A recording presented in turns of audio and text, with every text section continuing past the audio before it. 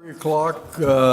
It's actually Monday, July 22nd, 2024. If we can all stand for the Pledge of Allegiance. And Brian, would you please lead us? I pledge allegiance To the flag of the United States of America and to the republic for which it stands, one nation, under God, indivisible, with liberty and justice for all. Okay, I'm unfortunately replacing Mark today, who's going to be out of town. So I'll try to get us through this. This is the Planning Zoning Board and the local planning agency, which we are an advisory board to the Board of County Commissioners. And they will have the final decision on each and every item here today. Item G1 is an LPA item. Items today on the agenda will be held back here at the County Commission's chambers on August the 1st. Once again, items on the agenda today will be heard back here with the Commission on the 1st. When motion ends in any kind of split vote, a roll call vote will be taken to ensure accuracy. As a member of each member who makes a motion or seconds needs to turn their microphones on so your voice can be put on the record. Speakers for today's comments on the agenda item will be given 5 minutes. At this time, has anybody had any communications with anybody regarding any application that we have here today? Mr. Chairman, Yes. is this on? Yeah, make sure your mic's on. Yeah. G7, I had communication a number of months ago with the Assistant County Attorney Okay. on the Live Local Act. Okay. Okay. All right. Anybody else? Okay. With that, we need the approval of the P&Z meeting minutes from June the 10th, 2024. I'll make a motion. There's a motion by Brian, Second. second by Robert, I'm sorry. All in favor signify by saying aye. Aye. Anybody in opposition? That passed unanimously. Okay. Phil, you want to enlighten us with a little bit of housekeeping? Yes, sir. Thank you. For those of you who don't know, that's it on the PNZ. Mr. Bruce Moya and Mr. David Basford has resigned from the PNZ effective immediately. Yeah. You know, I'm going to speak for Bruce, who I've known for a long time. It's going to be a tremendous loss to this board. He's highly technical, extremely knowledgeable, and I worked with him a number of years in the county, so I hope everybody here misses him as much as I will, because he certainly brought some facts. Unfortunately, he's here today, but I'd probably said the same. Okay. All right. First item? First item. Good afternoon. Item G1 and G2 will be read into the record together. However, they'll need a separate recommendation. Paul Turner and Jackie Allen request a small-scale comprehensive amendment under 24S03 to change the future land use designation from Res 2 to NC under application number 24SS00003, tax account number 2104754 in District 1. This item was continued from the June 10, 2024 P&Z LPA meetings. Item G2, Paul Turner and Jackie Allen requested a change of zoning classification from RU-2-10 with a cap of 5 units per acre to RVP with a BDP under application number 24Z00008, tax account number 2104754 in District 1. This item was continued from the June 10, 2024 Planning and Zoning LPA meeting. Okay, is the applicant or his representative here?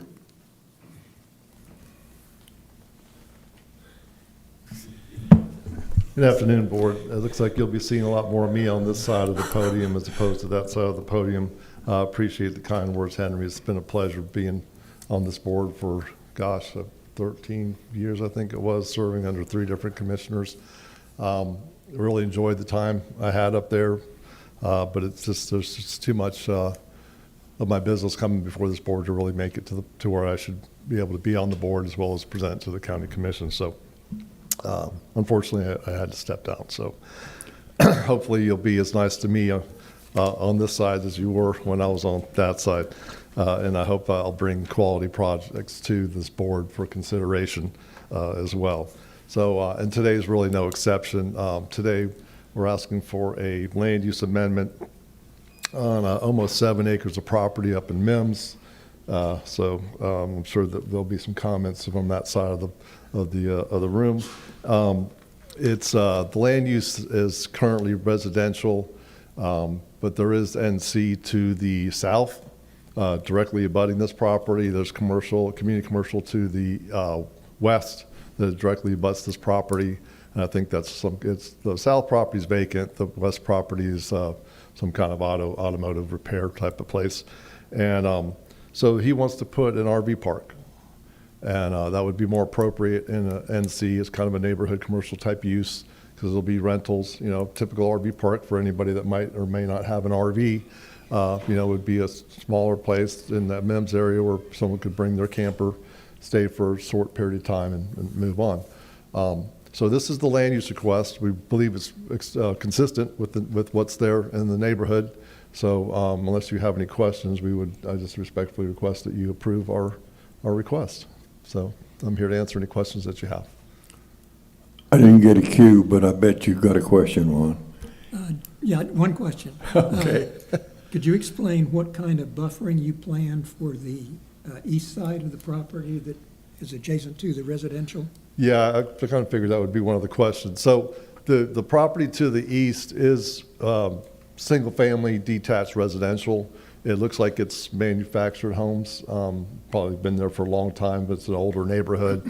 I'm not sure we would propose that we would meet the requirements of the county for whatever that buffer needs to be between what is this use and what is the proposed use or the existing use to the east.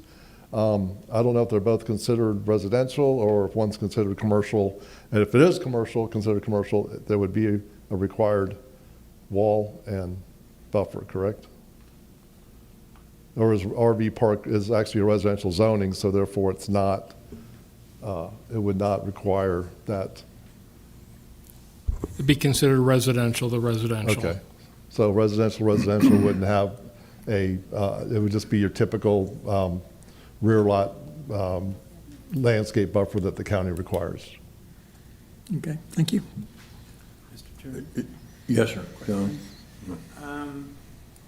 Will people be living in these RVs, or is it storage only? No, it's for temporary lodging. It is So for they'll come temporary in, lodging. they'll stay, they'll leave. So are these going to be hardened pads? I don't know. I'm not sure. They could be pavers, they might be compacted marl. I'm not sure how upscale this is going to be in that area. I mean, I think the market's going to dictate what would be required. I have an RV, I camp all over the state of Florida. I've seen it multiple ways. Whatever the county requires, we will meet that. I don't know exactly what level of improvements they're going to propose, but we would definitely meet the actual minimum code criteria. Okay, this property is right on Route 1. It is. It's going to have high visibility. What kind of amenities or So I to did make it ask look him nice? about that because that's always an important part if you want to attract potential RV campers like myself. There will be a clubhouse, an office, a pool, and some sort of recreational activity like shuffleboard or something like that. So there will be a clubhouse and a pool at a minimum. Okay, well, what about the view from Highway 1? Yeah, that'll meet your standard type B roadway frontage buffer, landscape buffer that's required by code. Okay. It's a 15-foot, it has to meet certain number of trees, bushes. That's all very, very specific in your county code. So you're going to make it look aesthetically pleasing? Absolutely. Well, I have not, nobody's going to stay there if it doesn't look good. So yes, of course, we'll make it aesthetically pleasing. Okay, thank you. Thank you, Mr. Chairman. I've just got one question. That's city of Titusville water, isn't it? Yes, And then sewer as well? yes. And they don't want you to come into the city? We do not, we can't. We don't Okay. abut the city limits, Okay. but we will be extending city water and sewer to the Okay. property. Oh, okay, that's great, okay. Let me, anybody else here on the board? Is there anybody out in the audience like to speak for or against this item? I see none, I bring it back to the board. Mr. Chairman, I move that we recommend approval of this land use change for item G1. Okay, I'll second. you got Ron down and Brian did the second. All in favor signify by saying aye. Aye. Anybody in opposition? That passed unanimously. And then, Mr. Chairman, for item G2, I move that we recommend approval of this zoning change with the BDP. Good catch. Recommended by Ron, seconded by Brian. All in favor signify by saying aye. Aye. Aye. Anybody in opposition? That passed unanimously. Thank you, everybody. See you Thank soon. you. Thank you for your years of service here. Next item. Yes, item G3, Put It In Me Storage LLC, request change of zoning classification from IU to BU-2. Application number is 24Z00010. Tax account number is 2322557 in District 1. Is the applicant here?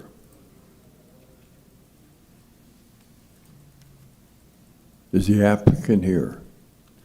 Move to continue. Do we know anything, Jeff? No applicant? No, we sent him out email stating that he had to come to this meeting, along with the people from the LLC. What's the pleasure of the board? Move to continue. I've got a motion to continue. And second? Mr. Chair, if I can just enlighten the board on this one. This one was a unique circumstance where this was part of a companion application with a land use change. Okay, Changes in the code. There was some confusion on where this application would land. It was determined that this application for the zoning needed to go in front of you. okay, So that was the, I guess, the X factor on this. But there Okay. was a land use change that went through you all and was recommended approval by the board last month. So this is the companion rezoning to go along with that. okay. He was clearly notified that they should be here today. They should be here for today, and Okay. I've made contact with the applicant to make sure that they understood the dates. Okay. So that's a motion by John. Who seconded it? Second by Robert, that we do continuation. Can we have a date certain? The next P and Z meeting is August. August 12th. August 12th? Okay. Yes, sir. Is that acceptable? Okay. All in favor signify by saying aye. Aye. Anybody in opposition? Please share with him our comments, so that's good. Next item. Yes, item G4, MJ COOP LLC, requests change of zoning classification from GU to RRMH-1. And this is application number 24Z00018 on tax account numbers 200674 and 2000676 located in District 1. Okay, is the applicant here? Please come to the front.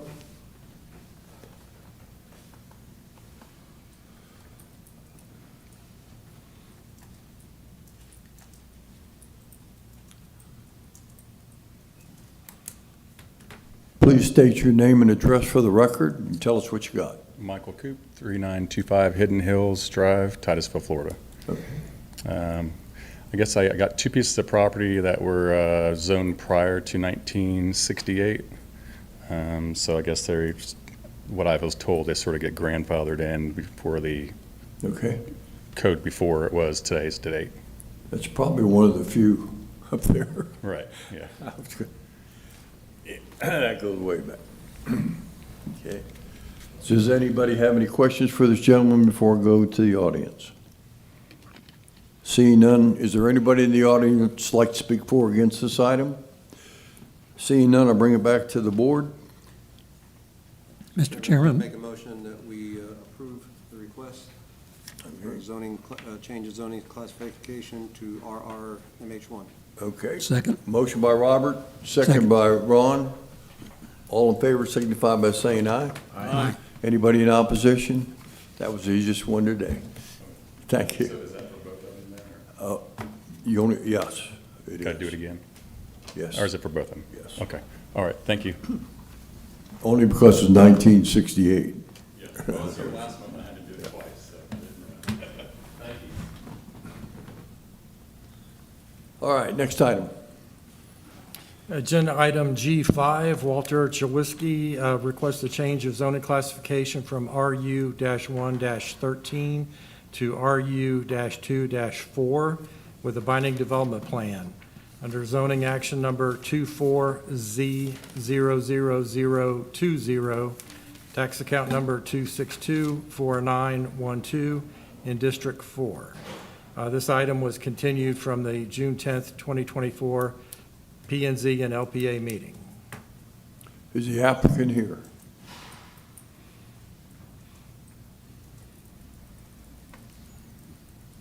Is the applicant here on this item? Okay, what's the pleasure of the board? We're doing real well today. It's because Mark's not here. I guess Mark's not here and they didn't want to do it. Move to continue. Motion by John. Mr. Chair, if we could just pause for a sec, I need to look at something in our code about Okay. tabling requests. I think we're only limited to one table based on the actions of the applicant, but if you just give me a sec, I can confirm that. If you want to move on to the next item Yes. potentially, and then I can Yeah, give you a don't firm wanna hold answer. anybody up. We're moving. Appreciate it. Thank you. So as Paul, I'll read item G6 into the record. So item G6 is KMM-Florida LLC requests a change of zoning classification from RU2-10 with a cap of 6 to BU2. Application numbers 24Z00024. Tax account numbers are 2601612 and 2617260, located in District 4. Okay, is the applicant here?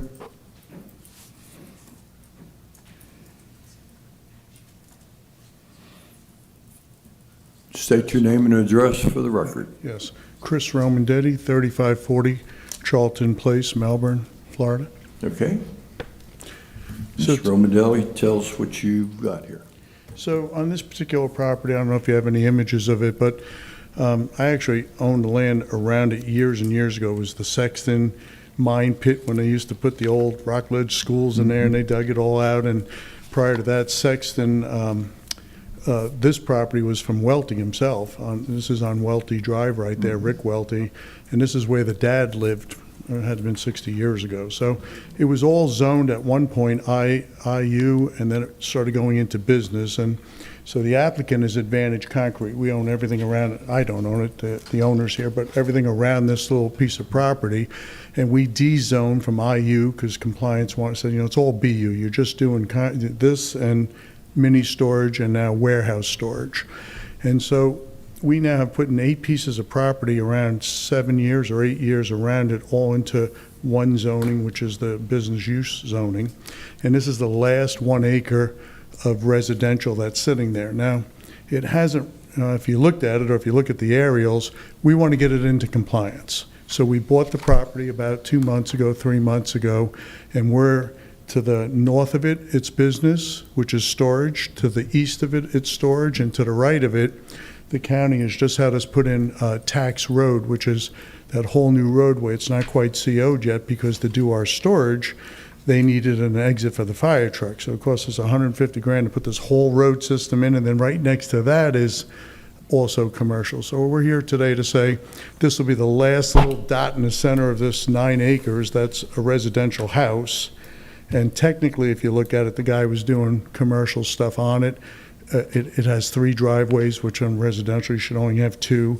We want to just get it all into compliance, clean up the area, and we don't want the dirt that has been, it's all dusty and dirty, and ultimately we're going to make it storage, just the balance of what we're doing on the rest of the property. So that's what we're here today to do, is to bring this whole chunk of land into the same, on that side of the road, to be the same as the applicant's balance of his property. Anybody have a question for this gentleman? I have one question. It's just going to be 39 self-storage units? I'm or sorry? Are they going to be 39 self-storage units, or are they going to be like warehouse units? Well, I don't know 39, and I'm sorry, Brian. Thought I saw that in here. The existing one we're ready to hopefully see and own by January will be 70 units on the other 7 acres right now. We had like 30 other units that were done 5 years ago, so we've been doing it in sections. This unit here, if it ever became warehouse, probably couldn't support a storefront warehouse of more than 5 or 8 units. It's 1 acre, and by the time you do all your setbacks and retention and landscaping, it'll be 5 or 7 units. The truth of the economical issue is when you are between commercial and residential, we looked at the net benefit of economy. They want us to build a $100,000 wall between the 2 properties, which has to be 6-foot concrete wall all the way around the perimeter of the property, like 500 foot worth. So it'd just be more conducive. We bought the property, so now we'll have commercial to commercial, and we don't have to go through that $100,000 expense, and yet we don't have a neighbor up front that's not in compliance, that runs dirt piles and trucks, and it was the Gator trucking system that's been in there for years. Just, it looked like it was commercial, but it's always been a residential lot. So that's the whole gist of why we did it. It's the worst eyesore on the block, and the best it'll look like is 5 or 6 more units to the other 80 that are there, and we won't have the dust storm. Okay. Jeff, there's a BDP on the property to the north, isn't there? There is an existing BDP on the north and east of the property, as well as a property to the south. And wasn't that under BU1? No, it's BU2.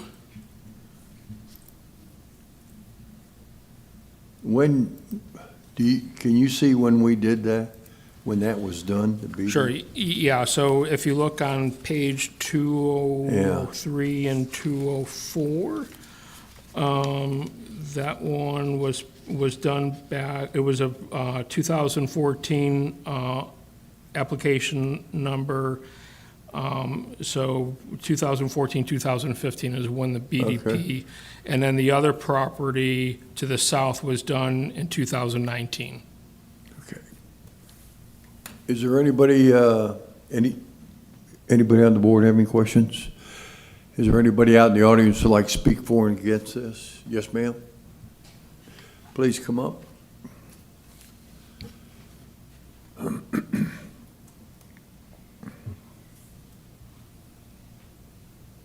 Pull that microphone to you, and that one will not bite you, I assure you. Maggie Schultz, the president of the Lake Point Homeowners Association, 331 Myrtlewood Road, Melbourne. Not for or against. What we're here today for, the gentleman who usually would come in and represent us, who is a retired city comptroller or city planner, couldn't be here, so he asked me, which I had supplied to the young lady, and I believe you all have a copy of it, the BDP plan that was in effect in 2015 for one of the properties that the gentleman had described. So I'm just going to go ahead and read what Bob Usherson had submitted to me so that we could just make sure that we have the same compliance or the same agreement that was for the other property that they did. Okay, is it fairly condensed? Yes. Okay. Yeah. In 2014, KMM applied for changes to both the comp plan and zoning to construct an expansive warehouse development along the east side of Welty Drive, immediately adjacent to our residential community. After considerable discussion with KMM's representatives about our respective interests, K&M voluntarily proffered considerate limitations of the specific land use, signage, and other appurtenances, which would help ensure that a BU2 district in close proximity to our homes would not be excessively disruptive. The limitations proffered by KMM were written into a binding development plan agreement, which was approved by the county on March 17, 2015, and subsequently recorded in the public record of the adjacent BU2 zone parcels. So what we're basically asking is that KMM use that same format and agree to those same limitations, because their properties, if you will, our homes back up to the street, which overlooks all the businesses over there. So it can get a little crazy, is the best way I can put it. Standing on that road sometimes, trying to get some other information for other things that are going on back there, and you could literally be run over by a tractor and trailer, because they don't like to stay on their side of the road, but that's beside the point. So that's the only reason we're here. We're Okay. not agree to it or disagree with him. We understand he wants to take that piece of property and make it into something more desirable. Okay, thank you. Thank you. Is there anybody else in the audience like to speak for or against? I bring it back to the board. What's the pleasure? Mr. Chairman, a question for the applicant. Okay, Mr. Romandetti? She mentioned an BDP back from 2015. Are you remember that BDP? No, sir, I wasn't part of that. Okay. I'll look at I'll look at what it contained. I don't think there's anything we're doing any different than was in it, but it's hard for me to make a judgment without understanding what it was. It sounded to me like she was kind of hoping that you would have that same BDP attached to this property. So without reading it and knowing it and then consulting with the owner, I just don't, I would sit here today to say, of course, but I can't. That would be not rightful to the owner to not know what it says. I mean, if you want to put in there all the type business, we're not going to open up a strip club. We're not looking for it to be a business that isn't going to be generated around a warehouse or a storage building. That's what we're planning to do. So if there was something about neon signs I heard, but you know, we don't own tractor trailers. That's the yard down the end of the road, KMM there, there's an auto wrecking on this road here. This is IU just next door to us. I mean, we crush cars there, and those tractor trailers are running between their warehouse there, and they're up at the Furniture Now building up there all day long, running those tractor trailers, and I can cite with her, if you don't look 2-3 times, they're rolling on that road. But that's not what we're doing, and we're not trying to be any other business than what we're doing now. But it's hard for me to stand here right now and tell you yes to something I haven't read and then tell the owner I just restricted you to something I didn't know what it said. Mr. Chair, one of the things I'd point out, so that you're aware, in the BDP, it mentions U-Haul services, and being that you're in the warehouse business, you wouldn't be doing U-Haul with the warehouse, because some warehouses have U-Haul components to it. Yeah, I would want to believe it wouldn't be U-Haul, right? No, there'd be no U-Haul. You know, the most this property could ever be would be 5 retail stores. So if it was a cabinet maker, he'd have his storefront and he loads in from the rear, or it's just going to be a load in from the rear warehouse. That's the only thing we're talking about on this 200-foot of property that's there. Ron? Yes. I guess that's not that restrictive. That's why I'm not sure that I'm sort of in favor of maintaining that BDP with some uniformity through there, and not having one of the skip in there and this one's this. Does that make a little sense of what I'm trying to say here? I understand where you're coming from. there is an extensive list of our prohibited uses. And one of them, I just heard Mr. Romanati talk about cabinet making and carpentry, that those are one of the uses that are prohibited under the existing BDP. I can read through those prohibited uses at your discretion. The other prohibitions limits the height of the freestanding sign to 10 feet in height. The gross floor area ratio not to exceed 0.75 to be consistent with neighborhood commercial. And then the other lists of uses that are prohibited. So we don't have a cabinet maker, I just use it as an example, so being close to the air, the surf, so the sign is, I can already tell you, is no issue, and the acreage, we're not trying to overdevelop it, so those don't, and also I can say is either give me the list, and I don't know if you have more to go here, and you want me to go out in the hallway and table with the owner, and I'll just read through it, and then we'll come back in, but other than that, it's... That's my personal opinion, but I'm Yeah, just the list is one. in the packet, so could we Yeah. not give him the list, let him go out in the hall, and then if he Yeah. approves it, he can come back in? Yeah. Because we only have one more item after this, so. You gotta have some consistency here. You just can't these are under the BDP, but this little piece over here is not, so. Right. I mean, you gotta understand where we're trying to get with it, so. Okay. Why don't you just take 3 to whatever you need and come, we'll take a little, we're not gonna take a recess, we're gonna move on. All right.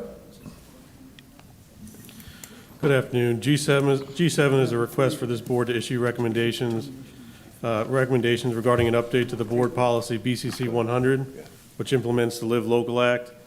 Some members of this board may recall that we requested a recommendation with the initial version of this policy in September of last year. The Board of County Commissioners did adopt that policy, but since that time, the legislature made some changes to key parts of the act via Senate Bill 328, which has since become law. Some of the changes just reinforce what we already had in the policy, so those changes we didn't need to make, but there were some substantive changes that require us to update the policy, and a full summary of those changes can be found in the agenda report. Some of the key updates include modifications to height requirements and reduced parking requirements. As before, in drafting the update to this policy, we tried to stick as close as possible to what the law required us to do. We weren't trying to put our fingers on the scales one way or the other. It's just a pure implementation of the act.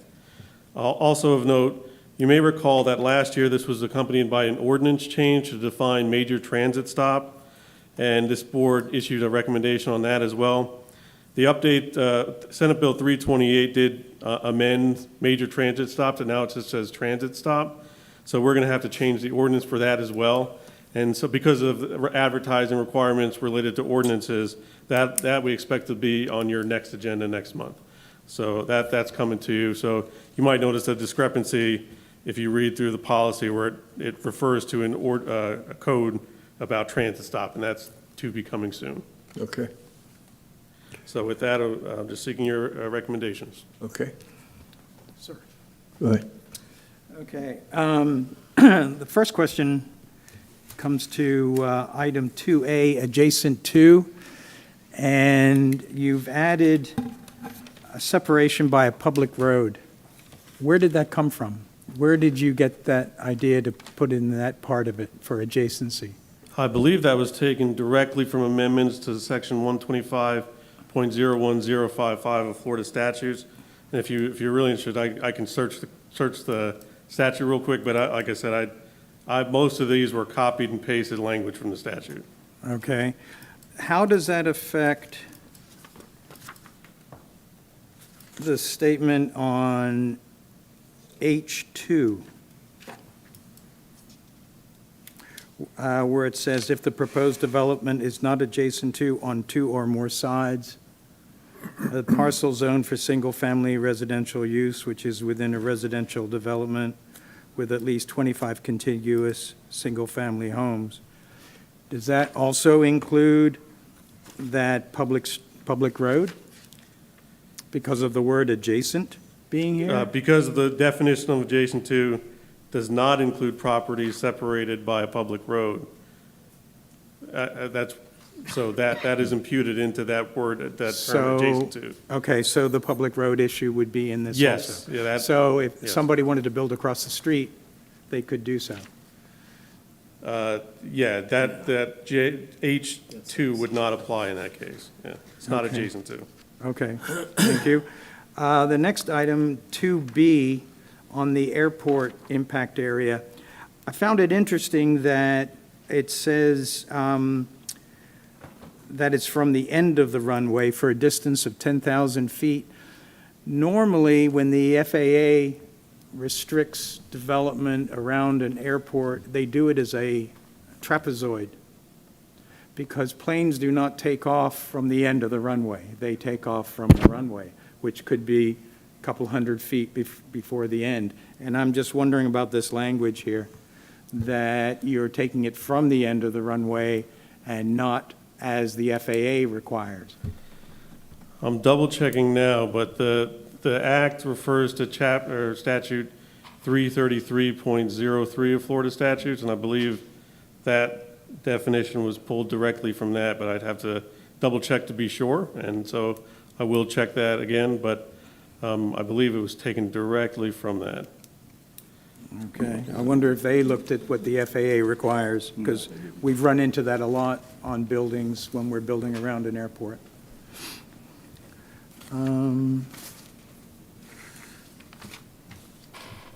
Then on 5AIA and 5AII, you have both the major transportation hub and you also have transit stop. I'm sorry, did you say 5? Yeah, I meant to say 4. no, I'm saying 5. Well, it says 5 after 4, so that's why I went to 5. where it Oh, says- sure. Right, you got it? Yes, yeah. Okay. Yeah, the way the act revisions take place, there's two ways, and this comes directly from the updates. There had already been some provision that you can see that which is now is 5A2, that if the development is within 1/4 of it, used to say major transit stop, that, they made some minor modifications to that, and that's reflected there, but they also added in that piece above it. So they're kind of two different tracks, and that is designed to be that way. Why the legislature did that, I couldn't be sure. But one is kind of, is discretionary on our part, and one is a requirement on our part. So if they meet those criteria, it says, and we shall reduce it by 20%. That's new. Yeah, I saw that. The discretionary part of it is a little worrisome, because then it kind of leaves it to y'all to do whatever you want. That you have the discretion where it says the staff shall evaluate. Yeah, right, and that is, again, that is how the act is written, for whatever reason. One of them is just a flat reduction of 20%. Right. If you meet that certain criteria. The other one is just an evaluation whether we can see it's inappropriate. We put that in there, but I mentioned last time this came up, we already have certain affordable housing incentives in our code, including for parking requirements. And so it's most likely going to be easier for any developer just to go under that and seek which is, and it's pretty similar in any case. So in most cases, this act will have probably, the second one will have very little impact because we already have provisions in our code allowing for reduced parking. But we're required to have it in this policy. But didn't you have to adjust your policy based on what the state came up with? Not so much, because what was already in the code for affordable housing incentives is still in the code. And so that's available to everybody, whether you fall under the Live Local Act or not. In addition to that, we are required to consider reduced parking requirements if it meets that. That just has to be in the policy, the way the act is written. But again, it's discretionary. It is discretionary, yes. Okay. Yes.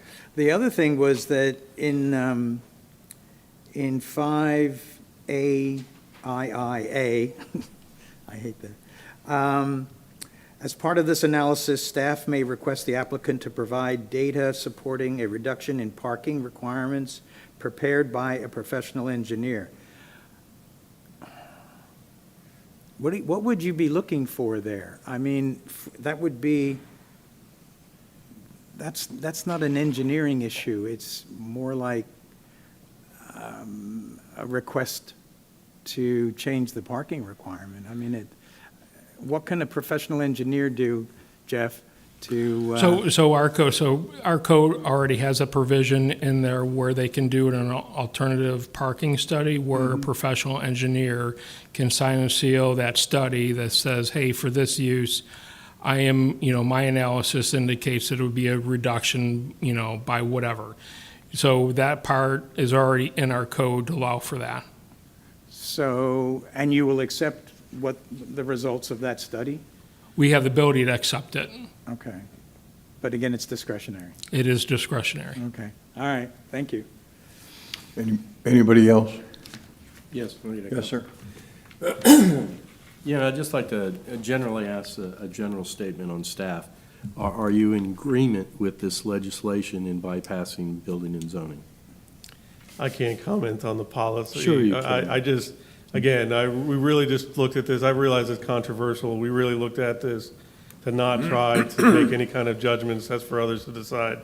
This is as pure an implementation as we could do. What the law Understandable. requires. All right, thank you for your honesty. I'm very much against this entire legislation, but I also have concerns about some of the technical aspects of it. And the first one is, as John already pointed out, doesn't even meet the FAA requirements, and it doesn't meet DOD requirements. So if we want to go to Section 4, Item D,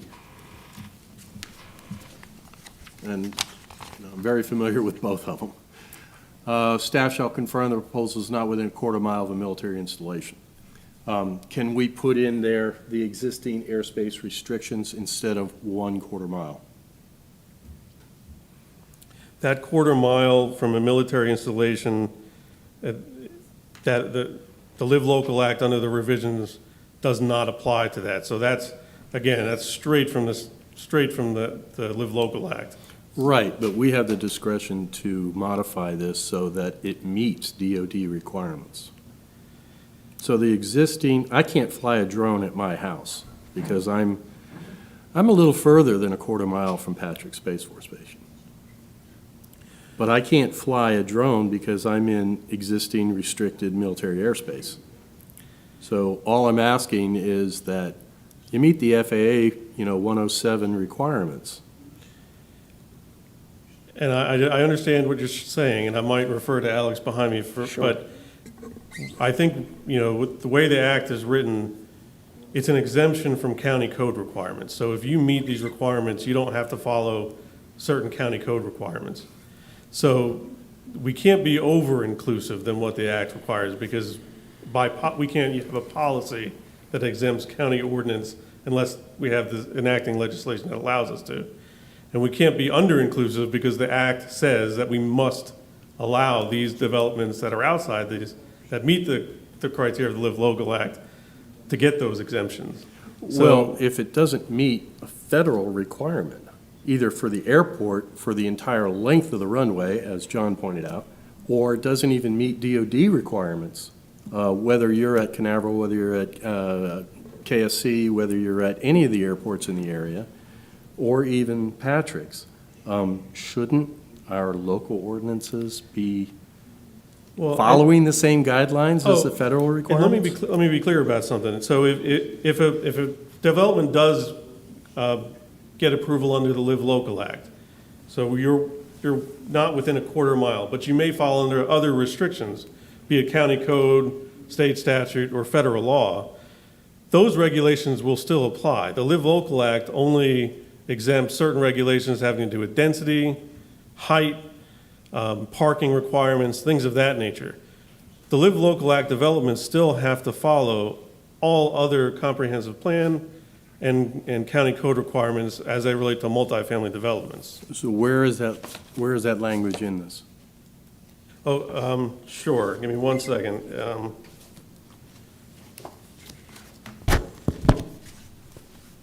Mr. Sullivan, could you repeat that question?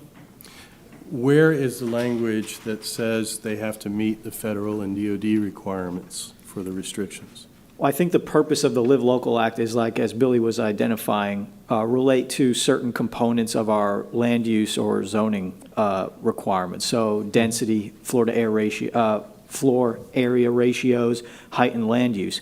Outside of that, the Live Local Act doesn't exempt these developments from any other regulations. And if, I'll just point you to Section 4, Review Criteria, H5, where it says staff shall determine that the proposed development is otherwise consistent with the Brevard County Comprehensive Plan and Brevard County Code of Ordinances. And based on what you're saying, maybe we need to add some language in there as part of your recommendation and consistent with all other state and federal law. Yeah, considering, that we have 3 major, military facilities or government facilities for our space program that we want to maintain, so we don't start putting high-rises next to where we're launching our rockets. So that's one of them. The other questions I have is some of the percentages that are used under the review criteria. Where did these percentages come from? In particular, items F and G under review criteria 4? Sure. That comes from the amendments to, give me one second.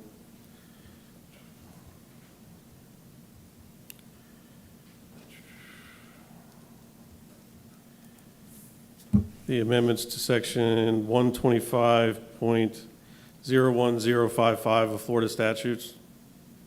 So only 40% of a residential unit can be classified as affordable? So 60% is, they're bypassing planning and zoning with 60% not Yes, sir, being affordable? that is potential, yes.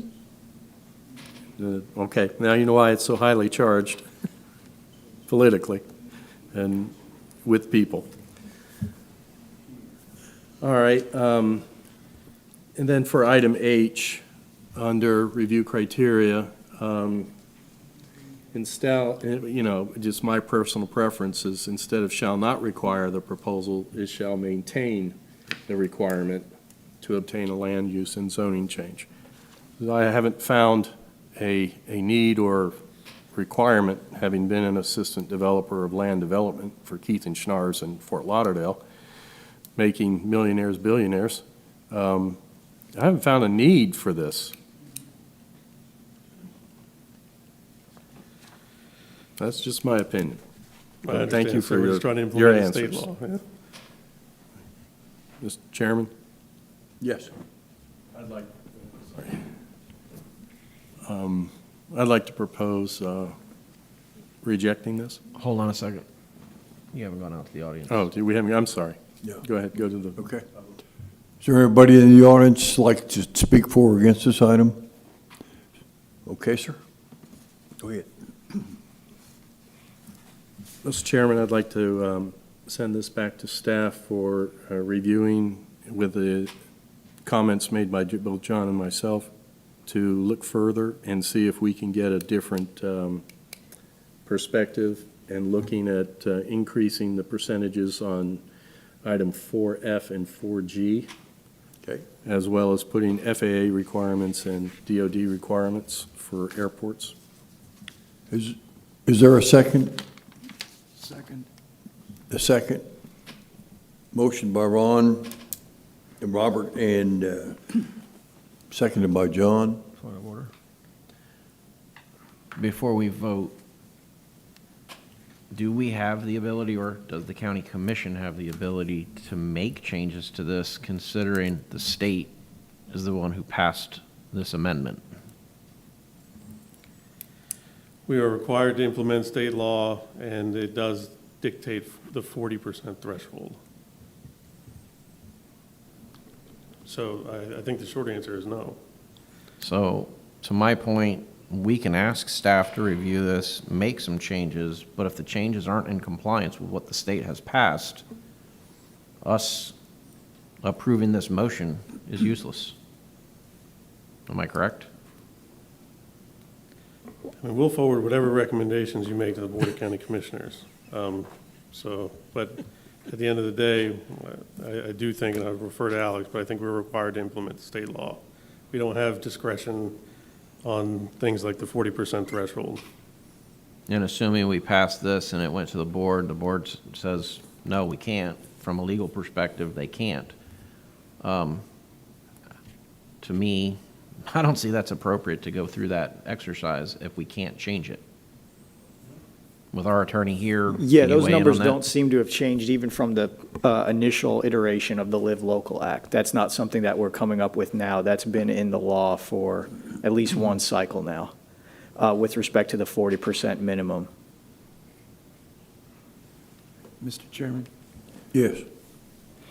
If us sitting here and discussing this means that we cannot change anything or advise to look into more detail, then what's the point? Why are we getting this? I think the purpose of this is to make you guys aware of what Live Local Act requirements are in place and to make the public aware of a different alternative avenue for administrative authority that's given to staff by the state legislature. But don't they get that through the county commission? Why do they have to come through us? Well, for your feedback and concerns that you raised, to make the board aware of those concerns also. So if we vote no, that would be a feedback. Would that not be true?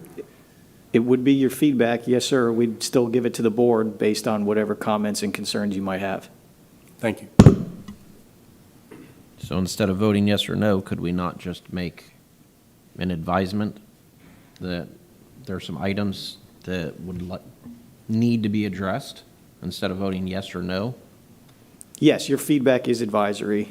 So if you have any pros and cons of the proposed BCC 100, then could make it part of the record that gets brought up before the board. But again, our feedback is not going to reach the state level. No. So. It doesn't have to. We can say that this is not in compliance with, we can make a motion and to advise that these are not in compliance with laws in place, with federal laws in place, which the state has no power to change. So someone who comes and gets their clearance through this Live Local Act is still going to get shot down by the federal, the DOD and the FAA, right? No, we will never see it. I'm sure the airport is not going to let you put a high-rise in their flight path. It does. Having rebuilt Fort Lauderdale Airport, I'm here to tell you there are a lot of people objecting to the second runway, the south runway, and they'll only get it after the fact.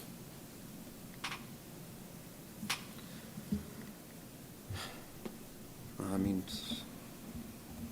Well, we got a motion and second on the floor Can in light of this new information. can you amend your motion to an advisory that the points that we raised will be brought to the county commission? So amended. How about that? That's got to be better than what we had before. because I do not want to direct staff to go back and review something that they can't do anything about. Yeah, but I think they still need to know what this board's feelings were on these items, so we got to get this information to them somehow. I don't want it to die here, that's my opinion, so.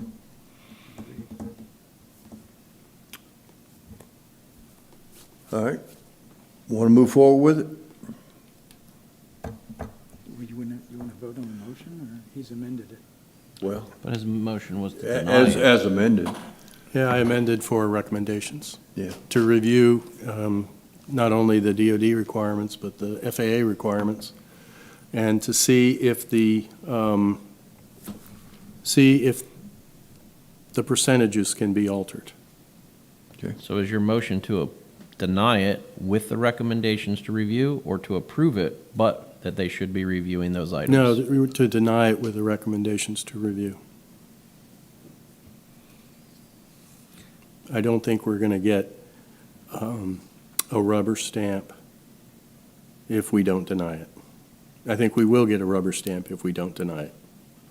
There's not going to be a review. That's my personal opinion. I mean, if you review it, are you going to go to the state and say, hey, you got this wrong? Can you fix this? Is that going to happen? Or it just goes to the county commission? And Yeah, it has to, the way I'm understanding it, by the state law, it has to be approved. Am I right? We are required to have a policy to implement the Live Local Act, yes. And these are we're seeking recommendations to go to the Board of County Commissioners for this policy in particular. So if there's specific amendments to the policy, like you mentioned, adding in potential language about, state and federal law, including FAA regulations, absolutely, we'll include that in the recommendation. I mean, should we include language in this that says that this policy is not in compliance with federal law? No, that's what we're asking them to review. Oh, no, the initial motion was for them to review and change it, not to add language to warn people that this is not in compliance. Well, the motion, I mean, the motion is to deny approval with a recommendation to go in and review all regulations, state, federal, local, to make sure that we're in compliance. And if there's ability to change percentages, to look at that. I think 40% for Okay, that's a affordable different- housing is woefully low. And it's not the first time legislation has been in error or has been misguided. But this is the opportunity to correct it, not just rubber stamp it. Mr. Chairman? Yes. Didn't the county commission decide to opt out of certain provisions of the Live Local Act? Yeah, there was an opt-out for tax exemption under certain circumstances, yes. So could they essentially do the same thing to parts of this? I believe this statute and the legislature created a process for these types of applications to be handled administratively. And in order to do so, they've put in certain requirements that staff is supposed to be looking at and reviewing in order to determine if an application qualifies to come before the P&Z and then the Board of County Commissioners, or if it could just be handled at a staff level. So they're essentially trying to expedite the review process for these types of projects, it seems like. Yeah, I think that was one of the provisions in Live Local to expedite permitting. Okay. Okay. Tad, you got something? Moved in. Yeah, please. Maybe you can enlighten us. This one is concerning, I think, for everyone. When you have the statute that sets certain thresholds, and then, as Alex said, we have to implement that. So I think that the concern that you all have with this is related to what's been handed to us by the state through legislation. And with that, our hands are tied. We have no way of changing that. We just have to implement it. So there may be another regulation out there that is more stringent for us if it's the FAA airport aspect. But as Billy said, if they're within a quarter mile, then they're not eligible to be this. If they're in the flight path of the airport, they have to contend with that as they get built. That's going to be something that'll be looked at through the site plan process. It doesn't just waive that requirement for them. It just simply says, as Alex mentioned, if you have 40% is, affordable housing, and if you're in commercial land use, and if you're this, then you qualify for Live Local and an expedited review that doesn't have to go to the board or go through the public hearing process to be changed from commercial zone and commercial land use to residential land use or residential zone. So it's just it's essentially a mechanism that the state has handed us that says this is how you're going to approve these developments at a staff level, and it doesn't require a public hearing or to go through the Board of County Commissioners. So if there's things in the policy, as Billy mentioned, that are within the board's purview, is adding the language, we're happy to do so. And I think any recommendation that you guys give us, we're going to take to the board and say, here, board. The board may ask us, is this something that's been handed to us by the legislation? Is this not? And we'll respond accordingly. So I don't know that, I don't know that this helps you all as a board, or if it doesn't, but I mean, there's certain things that are in the legislation that we have to come forward with. Some folks went out, some municipalities went out, and they created an ordinance all the way around. Well, now they're in the process of redoing their ordinance because the statute changed. We chose to do a policy because we felt like it would make us more nimble and give us a better opportunity to respond on how this was going to play out.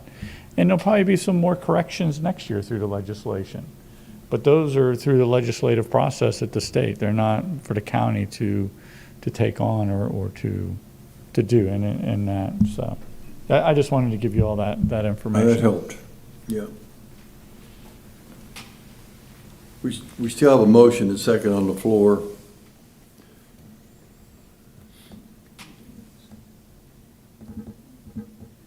Do we want to withdraw? Call for a vote. Do you want to recite the motion again? Yeah, the motion is to reject. Is your mic on? My apologies. The motion is to reject approval, but provide recommendations for the inclusions previously stated. Okay. And you still second on your? All in favor of the motion signify by saying aye. Aye. Nay. That passed. So that's what we got for you.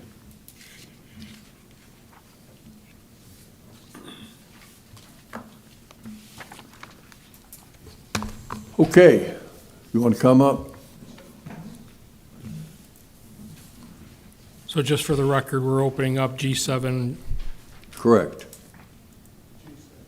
or I'm sorry, G5. G6. Yes, sir. So in looking in the binding development plan and speaking with the owner, we're 99% in compliant because we see how this was done on the front property, which actually, of our 9 acres, it's only the front parcel that abuts Welty Drive so that it doesn't bother the neighbors with retail signs and these type businesses. Okay. And we feel we can comply with that because we had no intention to do any of that up in the front.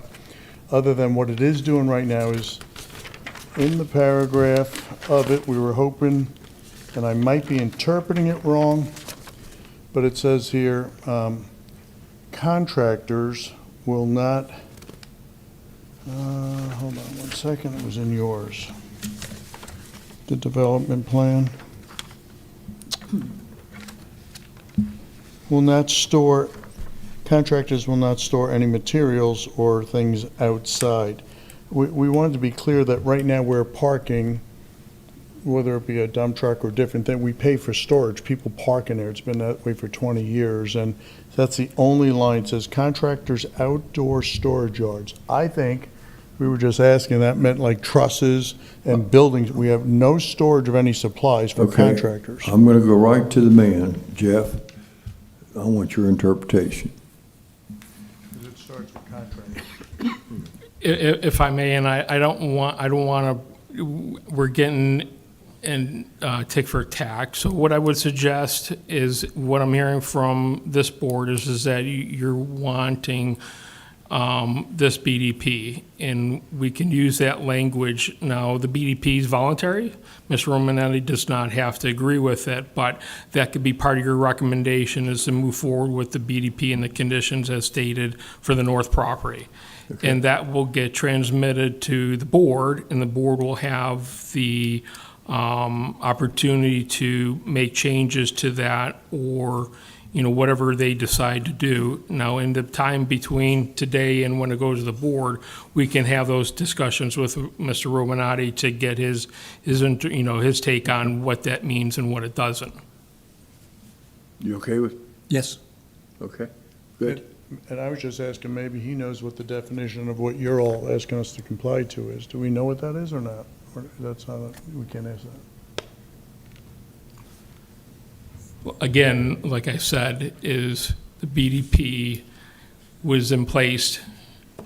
As far as the intent of that, I'm not going to get into what the intent and what the definition of that is. We can certainly do that outside of this public forum. Okay. Then we'll approve it. Okay. Doing that on the next one. Ron, do you want to make that motion? Yes, I would move that we approve this with that BDP attached. I'll second. And second by Brian, a motion by Ron and second by Brian. Mr. Chair, can I just, so your motion is for the BDP as stipulated for the north property? Correct. And you can use the words consistency. Consistent with the north property? That's correct. Yes. Okay. 9/10 of this is already. All in favor of the motion signify by saying aye. Aye. Anybody opposed? We got you out of here. Okay. Next item. So, Mr. Chair, we're going to have to open up the record for G5, which is Walter Chewicki requests to change the zoning classification from RU1-13 to RU24 with a BDP. Okay. Is the applicant here? And we can't continue. Not here, okay. I thought they might have Are come. we allowed to do two in the same meeting? To table? No, sir. No, based on what the code says, it says no application for a zoning amendment shall be tabled more than once by the P and Z board as a result of the action or request of the applicant. And it looks like this item had been previously continued to today's meeting. That's why I raised that point. Okay. So we can do more than one in a meeting, it's That's just right. this one has already been continued It's once. Correct. well- It's well item used and specific. abused, okay. Yeah, item Mr. specific. Chairman, Alex, why was it continued the last time? I believe he left the meeting before the item was heard. And he has to reapply if he wants to come back. Correct. again. There's certain requirements that, it's a 6-month limitation. However, that can be waived by the board if certain circumstances exist. So So can we move to deny and have him come back in 6 months? I would just like to have a motion to deny, and let's just don't tie it down. Oh, no, I didn't Yeah. mean by that. I just- Yeah, yeah. Yeah, that's fine. Okay. I'll move to deny. Okay, motion by John, Second? second by Ron. All in favor signify by saying aye. Aye. That passed unanimously, okay? What else we got? Okay? That's it. I'm going to just spread one little thing here, and it's really for the board members. And it might be humorous, but it's something. Many years ago, when some of us were on this P and Z board, we actually got compensated. And it was a big deal at the time, and I think we got $15. Ron, were you here when we did that? No. Well, it was big time. And I don't want to go through a lot of detail. I just would say, just put that in your mind and see if it makes sense today. It wasn't much back then, but Could be less today. yeah, times have changed. Everybody else is on a train. Maybe we need to get on it. Are you making a recommendation that No, we ask? I'm not making a recommendation. I'm just saying, implant that in your mind and see what we have for the future. I'll tell you why I'm asking that, because I sit on the Independent Citizens Oversight Committee Yeah. for the half-penny tax. Okay. And I requested from the school district that they pay our members travel expenses when we go and visit the schools. Yeah, And they approved that. really? Yes, So my item may not be that far-fetched. it's not. Okay. All right, meeting adjourned. $15, that's almost a meal at a dollar. The opinions expressed by any member of the public during any period of public comment do not necessarily reflect the views or opinions of the Board of County Commissioners of Brevard County, Florida, Space Coast Government Television, or the program sponsor, and are solely those of the presenter. The Board of County Commissioners of Brevard County, Florida, Space Coast Government Television, and the program sponsor hereby expressly disclaim any and all responsibility or liability for any defamatory or slanderous statements expressed by any member of the public during any such period.